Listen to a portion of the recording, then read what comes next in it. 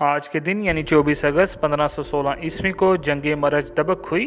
جنگ مرج دبک عثمانی اور مملوکوں کے درمیان لڑی گئی اور یہ جنگ مشرق وسطیٰ کی تاریخ میں فیصلہ کن فوجی مصروفیت تھی۔ عثمانی و مملوک سلطنتوں میں تعلقات خراب ہونے پر عثمانی سلطان سلیم اول نے مصر پر حملے کا فیصلہ کیا اور شام اور مصر کی جانب پیش قدمی کی۔ 1516 عیسوی میں شام میں حلب کے شمال میں مرج دبک کے مقام پر سلطان سلیم اور مملوک سلطان کانسو گوری کے درمیان مقابلہ ہوا۔ مملوکوں کو شکست ہوئی اور کانسو گوری مارا گیا۔ یہ جنگ عثمانی فتح اور مشرق وسطیٰ کے بیشتر حصے پر فتح حاصل کرنے کے ساتھ ہی مملوک سلطنت کی تباہی کا سبب بنی تھی۔ اس جنگ میں عثمانی فتح نے سلیم کی فوج نے شام کے پورے خطے پر قابو پا لیا اور فتح مصر کے دروازے کھول دیے۔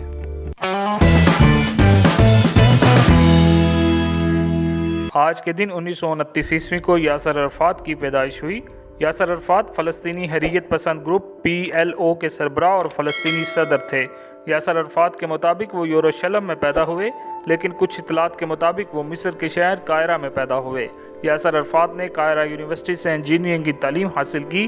اپنی جدوجہد کا آغاز 1956 عیسوی میں فتح تحریک شروع کر کے کیا، جس کے بعد انہوں نے 1966 عیسوی میں PLO کی باغ دوڑ سنبھالی۔ عرفات نے 1974 عیسوی میں اقوام متحدہ کی جنرل اسمبلی میں چھاپا مار کی وردی پہنے تحریری خطاب کیا۔ انہوں نے ساری زندگی خطرات سے کھیلتے ہوئے گزاری اور جب 1982 عیسوی میں اسرائیل نے بیروت پر حملہ کیا تو اس وقت وہ بیروت میں موجود تھے۔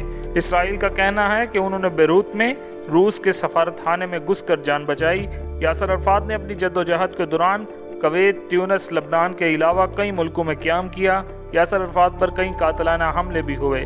اسرائیل نے تیونس میں PLO کے ہیڈ کوارٹرز پر حملہ کیا، لیکن یاسر عرفات اس حملے میں محفوظ رہے۔ 1988 عیسوی میں امریکہ نے فلسطینی رہنما کو اقوام متحدہ کی جنرل اسمبلی سے خطاب کرنے سے روکنے کے لیے ان کو امریکہ کا ویزا دینے سے انکار کر دیا۔ بعد میں انہوں نے جنیوا میں اقوام متحدہ کی جنرل اسمبلی میں خطاب کیا۔ یاسر عرفات نے 1988 عیسوی میں امریکی یہودیوں کے ساتھ ایک مشترکہ بیان میں اسرائیل کے وجود کو ماننے کا اعلان کیا۔ 90 کی دہائی میں یاسر عرفات کو امن کے کئی انعامات سے نوازا گیا، جس میں نوبل کا امن انعام بھی دیا گیا۔ جنوبی افریقہ کے رہنما نیلسن منڈیلا نے بھی فلسطینی رہنما کو کیپ ہوپ انعام سے نوازا۔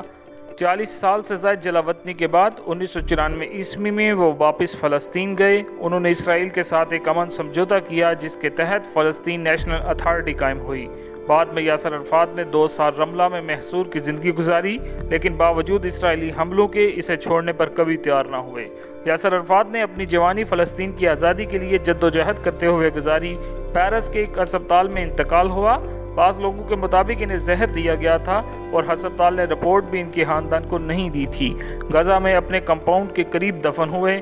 نماز جنازہ مصر میں پڑھایا گیا، جس میں دنیا کے بہت سے سربراہان مملکت نے شرکت کی۔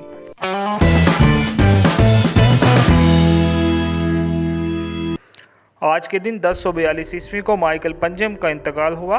مائیکل پنجم بازنطینی شہنشاہ تھا جو مائیکل چہارم کا جان نشین تھا اور اس کی اہلیہ زو کا گود لیا ہوا بیٹا تھا۔ مائیکل پنجم ماریا کے اسٹیفن کا بیٹا تھا جو شہنشاہ مائیکل چہارم کی بہن تھی۔ اگرچہ شہنشاہ نے اپنے دوسرے بھتیجوں کو ترجیح دی، لیکن مستقبل میں مائیکل پنجم اپنے دوسرے چچا ٹرفوس اور زو کے ذریعے تخت کے وارث کے طور پر ترقی یافتہ تھا۔ اپنی موت سے کچھ ہی دیر قبل مائیکل چہارم نے مائیکل پنجم کو کیسر کا لقب عطا کیا اور زو کے ساتھ مل کر اپنے بانجے کو اپنا بیٹا بنا لیا۔ مائیکل پنجم صرف 4 ماہ تک بازنطینی تخت پر رہا۔